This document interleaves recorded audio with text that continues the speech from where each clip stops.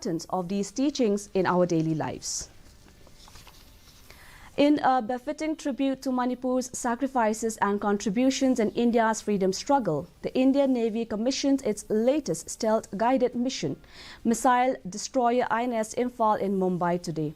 This is the first warship to have been named after a city from the northeast. Raksha Mantri Rajnath Singh graced the ceremony.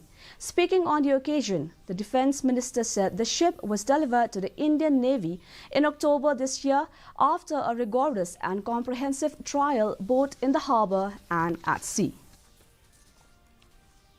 INS Imphal का भारतीय नौसेना में शामिल होना रक्षा क्षेत्र में भारत की आत्मनिर्भरता का यह जीता जागता प्रमाण है।